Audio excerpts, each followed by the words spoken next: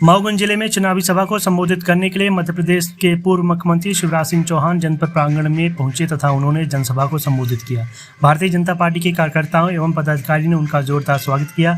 वहीं स्वागत समारोह के पश्चात चौहान ने चुनावी सभा को मऊगंज जनपद प्रांगण में संबोधित किया तथा जनता जनार्दन से भारतीय जनता पार्टी के पक्ष में वोटिंग करने की अपील की। रीवा संसदीय क्षेत्र में भारतीय जनता पार्टी ने अपना उम्मीदवार जनार्दन मिश्रा को एक बार फिर से बनाया है तथा 26 अप्रैल को दूसरे चरण में रीवा लोकसभा में चुनाव संपन्न होगा। उसी को ध्यान में रखकर आज पूर्व सीएम चुनावी सभा को संबोधित करने के लिए मऊगंज पहुंचे। पूर्व मुख्यमंत्री शिवराज सिंह चौहान ने लाडली बहनों का भी जिक्र करते हुए कहा कि आने वाले समय में हम अपनी लाडली बहनों को लखपति बनाएंगे। जो वादा किया है भारतीय जनता पार्टी उसे हर हाल में पूरा करेगी। साथ ही साथ कांग्रेस को भी आड़े हाथ में लिया और कहा कि कांग्रेस इस समय पर डूबती हुई नैया है जिस पर कोई भी सवार करना नहीं चाहता। मेरी लाडली बहनों की और प्यारे भाइयों की, भांजे भांजियों की, जनार्दन जी का मुझे फोन आया कि मऊगंज की जनता आपको याद कर रही है, वो चाहती कि आप मऊगंज आए, तो तुमने पुकारा और हम चले आए। और आज आपसे मिलकर बहुत अच्छा लग रहा है, लेकिन ये जाली वाली ज्यादा लगवा दी है भाई। जनता उस पार और मैं इस पार, ये दूरी मुझसे सहन नहीं होती, इसलिए जाने के पहले मिलने की कोशिश मैं करूंगा। मंच पर विराजमान हमारे यशस्वी सांसद, ऐसा सांसद जो कोविड आ जाए तो मास्क सिलने लगता है, स्वच्छता का अभियान चले तो कुछ टॉयलेट साफ करने लगता है। महात्मा गांधी जी ने यह कभी किया, और अगर दूसरा नेता मुझे दिखा तो वो दिखे डॉक्टर जनार्दन मिश्रा, पक्का जनता के सेवक, और जिन्हें सोचा भी नहीं था कि कभी सांसद बनेंगे। ये भारतीय जनता पार्टी है जिन्हें एक बार नहीं, दो बार नहीं, अब तीसरी बार सांसद बनाने का फैसला किया है। आदरणीय डॉक्टर जनार्दन मिश्रा जी हमारे वरिष्ठ नेता, विधानसभा के पूर्व अध्यक्ष और गरीबों के लिए जिंदगी भर के उन्होंने संघर्ष किया। आदरणीय गिरीश गौतम जी हमारे लोकप्रिय विधायक, भाई प्रदीप जी पटेल जो लगातार आपकी सेवा में डटे और जुटे रहते हैं, आदरणीय नरेंद्र प्रजापति जी जिला अध्यक्ष हमारे दोनों, भाई राजेंद्र जी, भाई अजय जी, राजेश जी, बहन संतोष जी, देवराज जी, बेटी प्रज्ञा जी, के तिवारी जी, वीरेंद्र गुप्ता जी, ब्रिजवासी जी, सोनू जी, तीनों मंडल अध्यक्ष, और जो यहाँ बैठे हैं उनसे भी ज्यादा महत्वपूर्ण भाभी बैठे हैं। ऐसे मेरे सभी बहन और भाइयों, आप सबको बुला,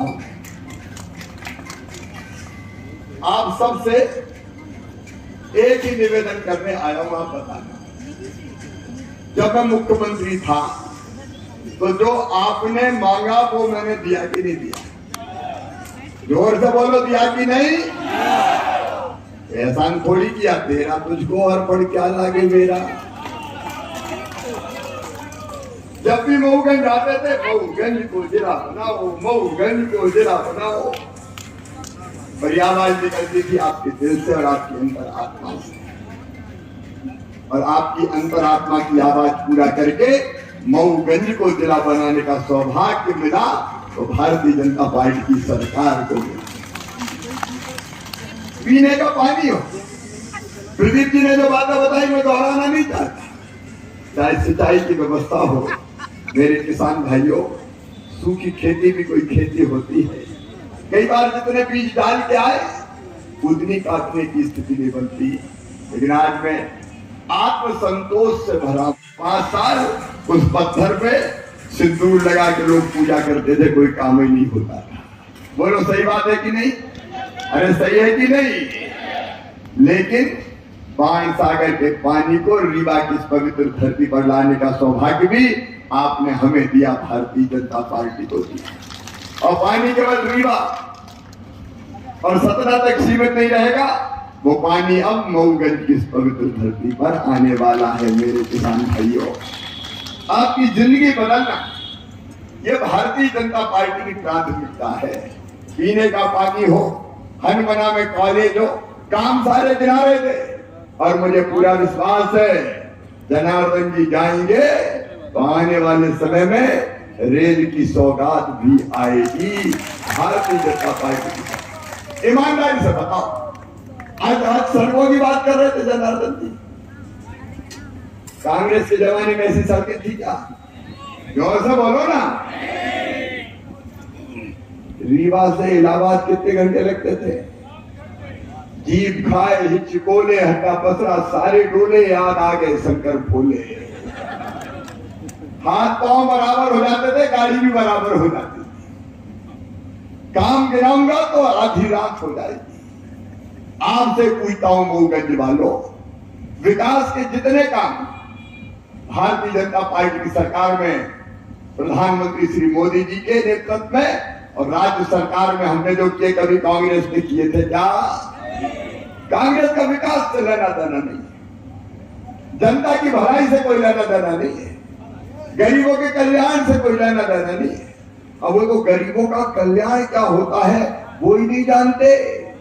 राहुल गांधी कह रहे थे भाजपा ने अपने घोषणा पत्र संकल्प पत्र में गरीबों के लिए कुछ कहा ही नहीं। राहुल बाबा, अरे हिंदी में हमने घोषणा पत्र किया और देश की सेवा आप देखिए। आप कल्पना करके देखिए 2014 के पहले का भारत जब कांग्रेस की सरकार होती थी, बताइए अपने देश का दुनिया में मान और सम्मान था क्या?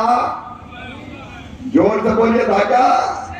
कोई मान नहीं, कोई सम्मान नहीं। विद्धि विद्धि से देश हमें डराते थे।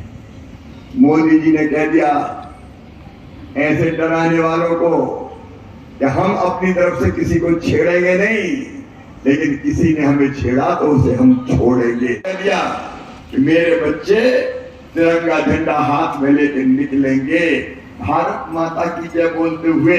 जब भारत के बच्चे निकले तो युद्ध विराम कर देना, मेरे बच्चे सुरक्षित निकल के बाहर आना चाहिए। भारत के बच्चों ने झंडा थामा, तिरंगा और भारत माता की। आज से 100 साल पहले कवि नरेंद्र स्वामी विवेकानंद ने कहा था, सुदीर्घ रजनी समाप्ति जान पड़ती है, महानिशा का अंत निकट है। जो अंध है वो देख नहीं सकते, जो बहरे हैं वो सुन नहीं सकते, लेकिन मैं स्पष्ट रूप से देख रहा हूं भारत माता एक बार फिर अंगड़ाई लेके खड़ी हो रही है और विश्व गुरु के पद पर आसीन हो रही है। ये स्वामी विवेकानंद ने कहा था। एक नरेंद्र ने कहा था और दूसरे नरेंद्र मोदी के हाथों ये पूरा होगा। दुनिया की कोई ताकत रोक नहीं सकती। आगे बढ़ रहा है हमारा देश, विकास के काम चारों तरफ दिखाई देते हैं। जनार्दन जी ने बताया, विस्तार से चर्चा करने की जरूरत नहीं है। वर्षों से लंबित मुद्दे आप बताओ मेरे बहन और भाइयों, अयोध्या में भगवान राम की जन्मभूमि पर जब दिव्य और भव्य मंदिर बना और रामलला की प्राण प्रतिष्ठा हुई, तो बताओ आपको खुशी हुई कि नहीं? जोर से बताओ, हुई कि नहीं? पूरा देश प्रसन्न था, पूरा देश खुशी से नाच रहा था, लेकिन एक पार्टी रो रही थी। क्या नाम है उसका? जोर से बोलो, कांग्रेस। निमंत्रण कांग्रेस को भी मिला, निमंत्रण कांग्रेस को भी मिला। आइए मैडम सोनिया गांधी, आइए राहुल गांधी, खड़गे साहब आइए, रामलला की प्राण प्रतिष्ठा में भाग लीजिए। सब दर्शन करना चाहते थे, लेकिन कांग्रेस की बुद्धि पर मंथरा बैठ गई, लिख के मना कर दिया और निकाल कि हम नहीं जाएंगे, फलानी फलानी कमियां है। जाको प्रभु दारुण दुख दे ही बाकी मती पहले हर यही विनाश काले। जोर से बोलो, विनाश काले, विनाश काले विपरीत बुद्धि। इससे बड़ा उदाहरण क्या होगा? इतना बड़ा कलंक कांग्रेस के माथे पे लगा कि जब तक सूरज चंद्रमा और भारत की भूमि रहेगी तब तक लिखा रहेगा कांग्रेस ने रामलला की प्राण प्रतिष्ठा का विरोध किया। कांग्रेस को इसके लिए देश की जनता कभी माफ नहीं करेगी, कभी माफ नहीं करेगी। अब ऐसी हरकतें कर रहे हैं।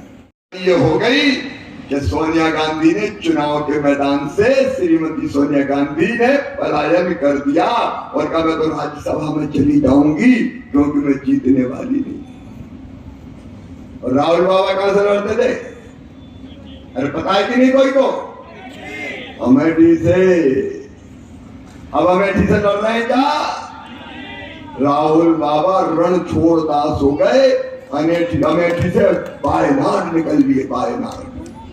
अब डॉक्टर जनार्दन मिश्रा तीसरी बार लड़ रहे थे, वही से तो लड़ रहे हैं, भागने की तो नहीं सोचेगी। इधर दौर से लड़, मैं लड़ रहा हूं 6वीं बार और 6 बार विधायक रहा, तो भी उसी संसदीय क्षेत्र के विधानसभा 11 चुनाव में जीत चुका हूं, 6 विधायक के, 5 सांसद के और 12वां धूमधाम के जीत के आने वाला हूं।